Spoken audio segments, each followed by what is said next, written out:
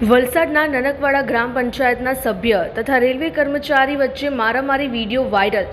વલસાડના નનકવાડા ગામે માતાજીના પાટોત્સવમાં વિવાદ સર્જાયા બાદ નનકવાડા ગ્રામ પંચાયતના સભ્ય તથા રેલવે કર્મચારી વચ્ચે અન્ય બાબતે મારામારી તથા બે જૂથો સામસામે આવી જતા બબાલ સર્જાઈ હતી।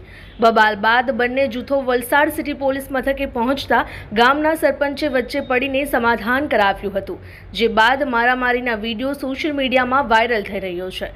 સૂત્રો પાસેથી મળતી માહિતી પ્રમાણે વલસાડના નનકવાડા ગ્રામ પંચાયતના બાજુમાં આવેલ પાદર દેવી માતાજીના મંદિરે પાટોત્સવ ઉજવવામાં આવ્યો હતો, જેમાં નનકવાડા ગ્રામ પંચાયતના સભ્ય દીપેશ પટેલ તથા રેલવેમાં નોકરી કરતા લાલુ વચ્ચે કોઈ કારણોસર વિવાદ સર્જાયો, જેની અદાવત રાખી ગતરોજ મોડી રાત્રે એકબીજાને જોવા બાબતે મારામારી થતા બંને જૂથો આમને સામને આવી ગયા હતા, જે મારામારીનો વિડીયો સ્થાનિક લોકોએ પોતાના મોબાઈલમાં કેદ કર્યા હતા।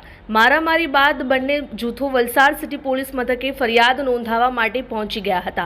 ત્યાં ગામના સરપંચ તાત્કાલિક વલસાડ સિટી પોલીસ મથકે પહોંચીને બંને જૂથો વચ્ચે સમાધાન કરાવી દીધું હતું। ત્યારબાદ મારામારીનો વિડીયો સોશિયલ મીડિયામાં વાયરલ થઈ રહ્યો છે।